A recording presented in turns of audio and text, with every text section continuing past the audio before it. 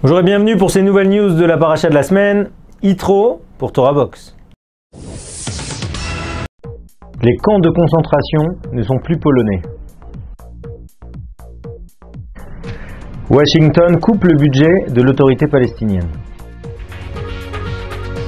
Les femmes discriminées en politique.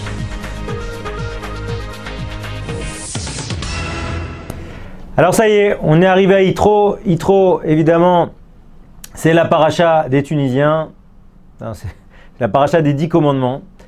Eh bien, on y est. Moshe Rabbeinu, tout le Ham Israël qui vont se purifier pendant quelques jours, une semaine, pour recevoir enfin les 10 commandements. Et au début de la paracha, le personnage spécial, Yitro qui a goûté un peu à toutes les religions et qui finalement vient témoigner de son allégeance au peuple juif, qui ne va pas rester très longtemps avec eux, puisque très vite il va retourner chez lui pour convertir sa famille. Mais en tout cas, il a marqué Vaishma Yitro. Yitro, il a entendu. Alors on dit, qu'est-ce qu'il a entendu? Yitro, il a entendu la traversée de la mer Rouge, il a entendu la guerre avec Amalek. En fait, il a vu tous ces miracles, et ça a validé le fait qu'il se convertisse. Alors maintenant, les sages d'expliquer qu'en fait, Yitro, c'était un très grand conseiller. Il était extrêmement recherché. Ses conseils étaient recherchés par le pharaon d'Égypte, par les rois du monde entier qui voyaient en lui une personnalité très sage. Et Yitro, il a tout abandonné pour rejoindre Moshe dans le désert. Mais quand il y a marqué Vaishma Yitro, Yitro a entendu ce qui s'est passé. On a là un personnage extrêmement riche qui a l'oreille des grands de ce monde. Et en fait, Yitro, il entend tous ces complots, toutes ces missions secrètes, tout ce qui est mis en place en cachette pour nuire au peuple juif. Et là, lui, il voit plus que tout autre les bontés d'Hachem. Au-delà de la mer Rouge et d'Amalek, qui sont des choses que tout le monde a pu voir, eh bien, Yitro, c'est justement ça, cette force. Cette force, Vaishma Yitro. Yitro, il sait très bien combien d'attentats sont évités, combien de choses sont mises en place qui ne vont pas réussir. Et là encore, cette semaine, une loi inique en Pologne qui rend pénal l'utilisation de l'adjectif polonais avec le nom camp de concentration. C'est-à-dire que Auschwitz est un camp de concentration allemand.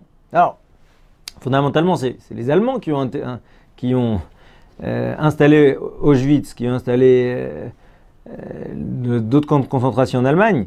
Mais de rendre pénal le fait de dire que les camps de concentration sont polonais, c'est justement l'idée de dire que ça y est, 73 ans après la fermeture d'Auschwitz, après la libération d'Auschwitz, eh ben c'est terminé. La Pologne a payé, entre guillemets, par une mauvaise réputation, etc., le fait que sa population a plus qu'adhéré aux thèses nazies et a participé clairement, concrètement à la solution finale. Eh bien, c'est fini.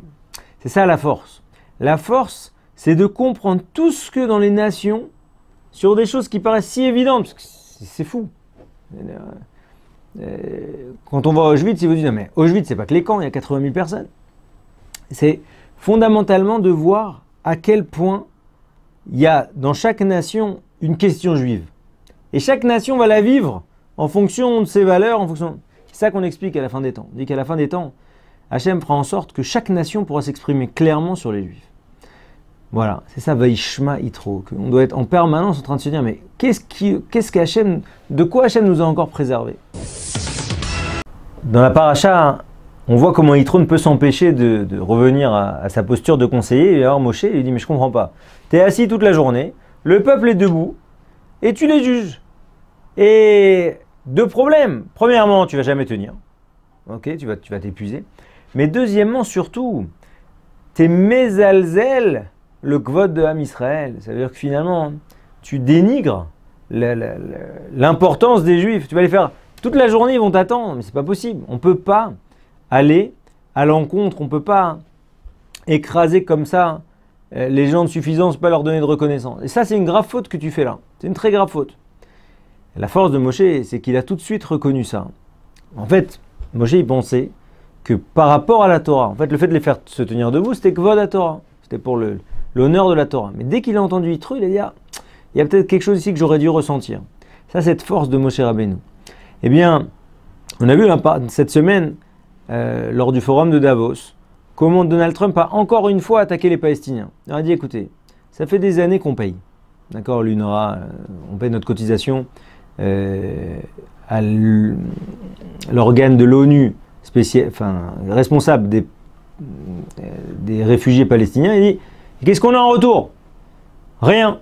Plus que ça, quand Mike Pence vient au Moyen-Orient, vous refusez de le voir. Maintenant, on est le plus gros donateur de l'autorité palestinienne. Il dit ça, c'est pas possible. C'est pas possible. Vous respectez pas les Américains. Vous donnez pas de kavod aux Américains. Si vous donnez pas de kavod aux Américains, il n'y a pas de problème. Sauf que Donald Trump, qui a on va dire un rapport bien à lui à la diplomatie, il est d'accord. Premièrement, on coupe la moitié. Et si ça continue, on coupe tout. Maintenant, si on coupe tout, c'est plus la même chose. C'est un principe de donnant-donnant. C'est-à-dire, si tu veux que je te reconnaisse, il faut que tu me respectes. Et c'est ça qu'il a dit Yitro. Il dit, attention, si tu commences par leur manquer de respect, même de façon involontaire, tu vas pas tenir. Demande à Dieu, tu vas voir. Mais si tu fais ça, tu tiendras pas. Parce que s'il n'y a pas de reconnaissance, d'accord, s'il n'y a pas de respect, il ne peut rien exister. C'est ça que dit Donald Trump.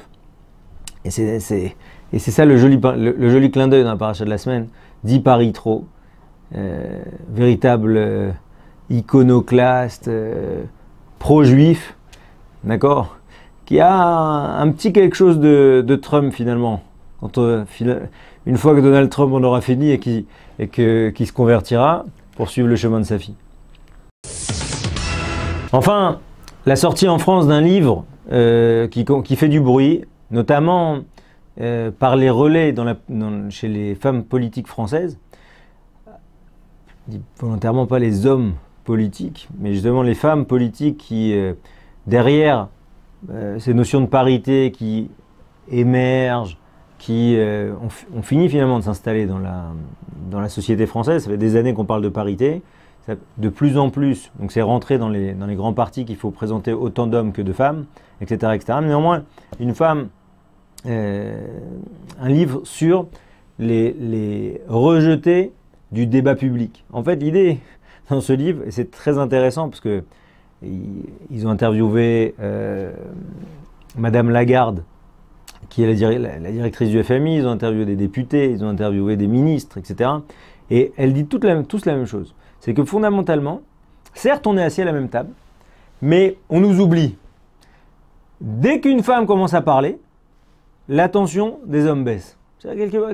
Pourquoi encore nous faire perdre du temps? Et c'est très fort. Quand Hachem dit à Moshe de donner la Torah, de transmettre la Torah au Bnei Israël, la première chose qu'il dit, va tomer le Bnei Yaakov, donne d'abord la Torah aux femmes, mais dis-leur d'une façon douce, parce que les femmes, elles ont un rapport au monde qui est différent. Va taguer les Bnei Israël. Par contre, aux hommes, tu leur dis de façon dure. Va taguer du mot guide, qui veut dire un air, qui veut dire que les hommes, il faut leur rentrer différemment la Torah. La force d'Akadosh Baruch Hu, c'est de comprendre, de mettre en avant le rôle de transmetteur des femmes, puisque c'est les premières qui vont recevoir la Torah. Mais d'autre part, surtout, c'est de comprendre à quel point les hommes et les femmes sont différents et à quel point l'approche doit être différente. Parce que si l'approche n'est pas différente, on va essayer d'équilibrer et de mettre toujours au même niveau, d'accord ? Mais quelque part, l'un ne pourra pas comprendre l'autre puisque fondamentalement, ils sont très différents. Et ça, ça fait partie, c'est encore à nouveau une jolie parenthèse de l'histoire qui montre encore une fois à quel point la Torah est véridique et à quel point elle est moderne. Voilà, on souhaite à tout le monde de très bonnes news et à très bientôt.